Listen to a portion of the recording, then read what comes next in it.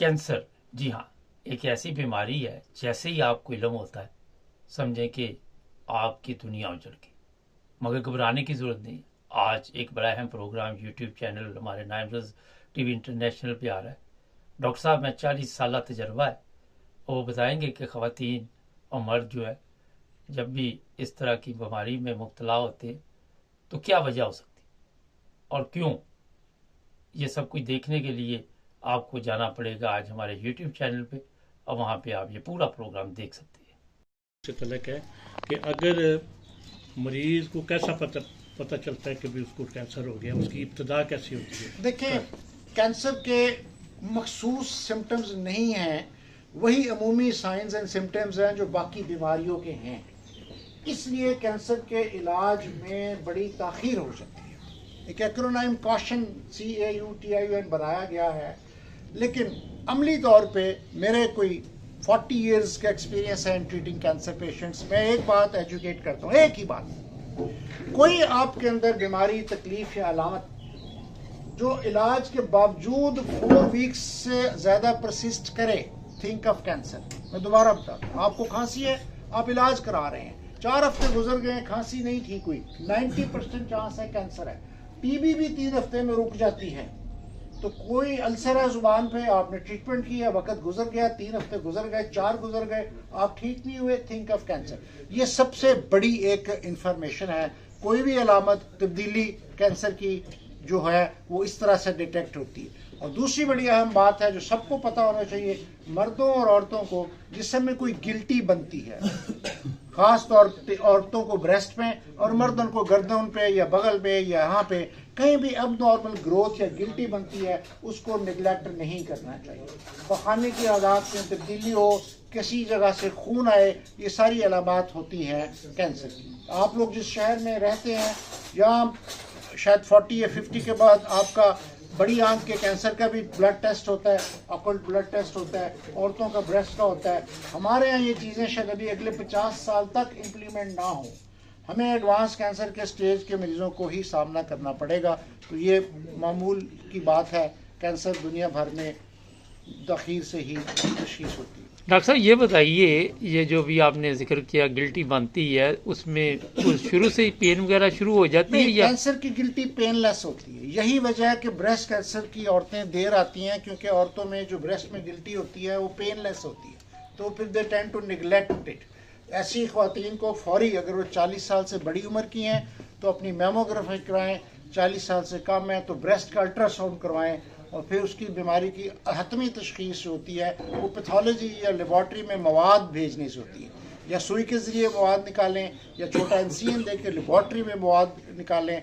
इसकी पैथोलॉजी पे इसका लीगल डिसीजन होता है। अच्छा डॉक्टर साहब, एक चीज़ ये बताइएगा कि पाकिस्तान की जो आबादी तकरीबन 24 करोड़ है, तो उसमें कितने 1% आप समझते हैं कि कैंसर के मरीज होते हैं? और इसका जो अमूमन हम ये देखते हैं कि लोग बहुत ज़्यादा शिकायत करते हैं कि हम फलानी जगह फलाने हॉस्पिटल में लेके गए लेकिन वापस भेज देते हैं, तो आप लोग इस हवाले से क्या करें? देखें, हम किसी मरीज को वापस नहीं भेजते, सिवाय उन मरीजों के जिनका कहीं और इलाज हो रहा है और वो इलाज छोड़ के हमारे पास आए और जिद करें जी हमारा इलाज करें। ये हमारे लिए मुमकिन नहीं है।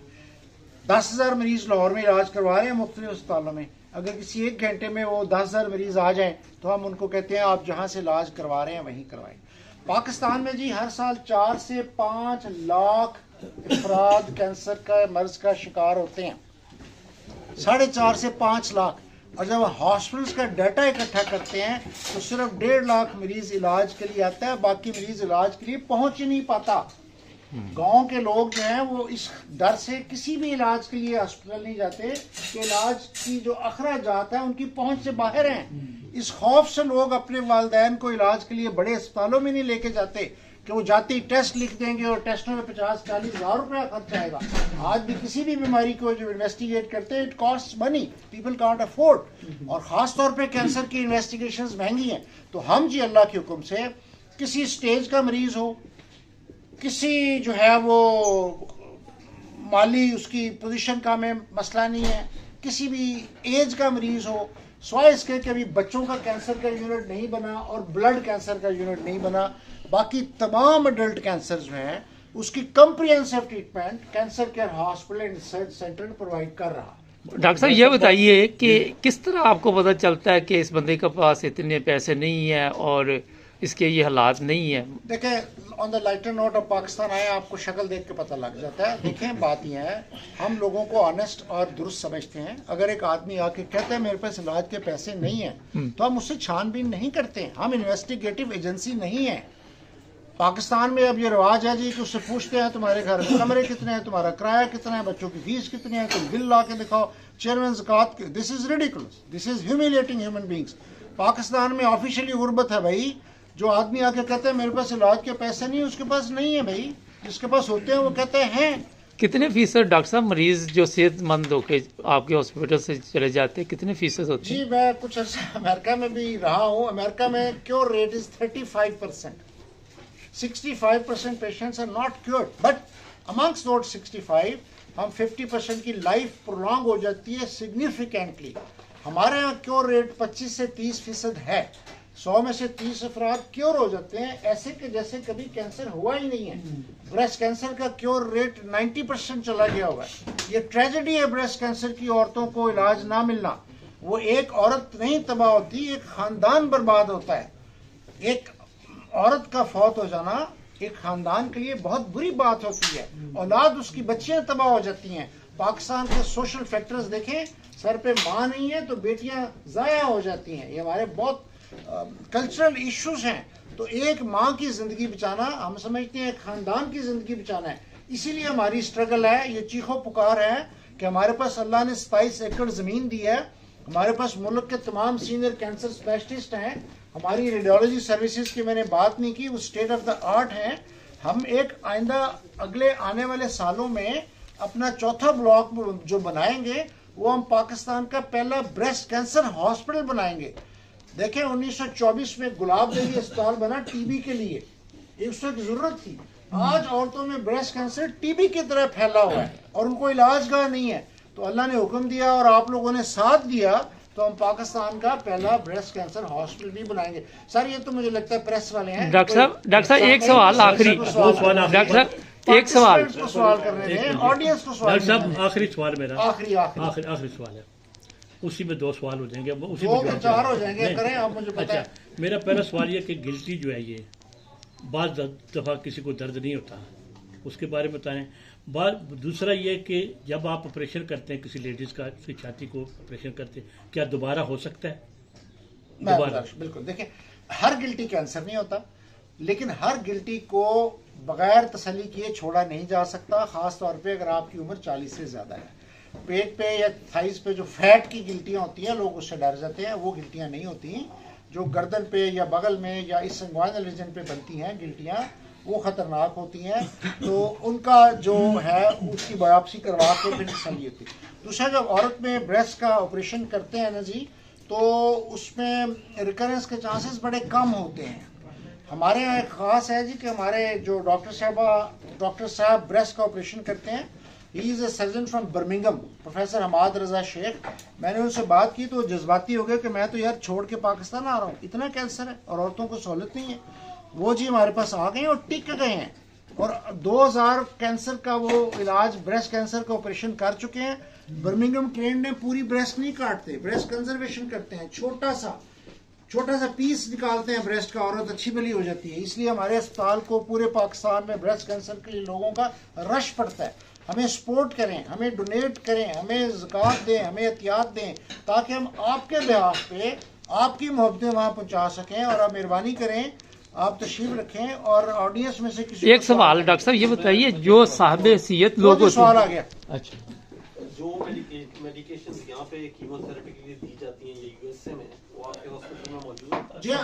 جی ہاں, وہ امریکہ میں بعد میں آفیشلی پہنچتی ہیں, ہمارے یہاں اسمگل ہو کے بھی پہنچ جاتی ہیں. پہلے in Pakistan we get a class treatment, but the problem is کہ جو کیمو تھراپی میڈیسن ہے وہ اتنی ایکسپینسو ہے, اور وہ ہم اس کو چیریٹی ہاسپٹل ہے, ہم پریفر کرتے ہیں کہ کیوریٹیو انٹینٹ سے دیں, صرف اس انٹینٹ سے کہ زندگی 2 مہینے بڑھ جائے. NHS بھی نہیں دیتا, ٹھیک ہے, پیمبرولوزومیب NHS نے نہیں اپروو کی بڑا عرصہ. کاسٹ افیکٹونیس دیکھتے ہیں. تو ہمارے یہاں ہر طرح کی کیموتھراپی اویلیبل ہے، ہر طرح کا ایکسپرٹیز ہے. سر How do you keep up to date with the latest technology in cancer or cancer therapies? How do you... دیکھیے یہ ایک عجیب سی بات ہے. دس از این آٹومیٹک پروسیس.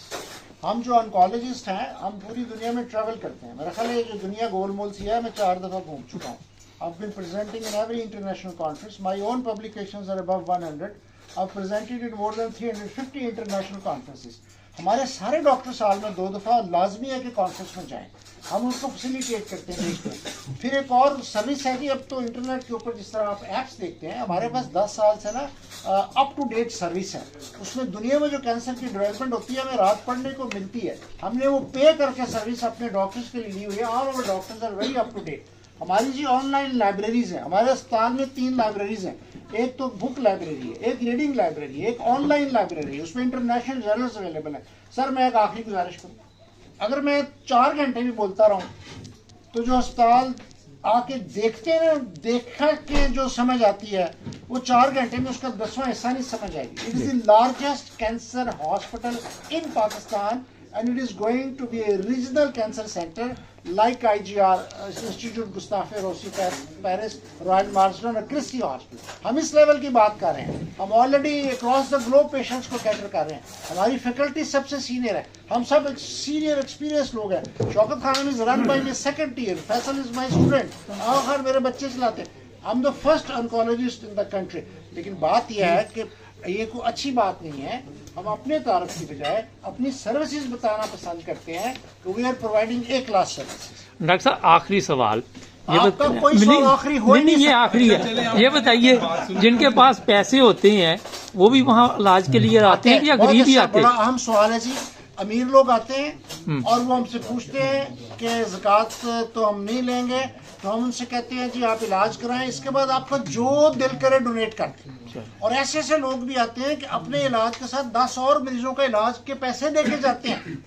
آپ یقین کریں کہ مہینے میں ایک آدمی ایسا آ جاتا ہے جو 25 لاکھ یا 50 لاکھ روپے دیتا ہے. ہم اس سے کہتے ہیں جی رسید, کہتا ہے رسید نہیں چاہیے.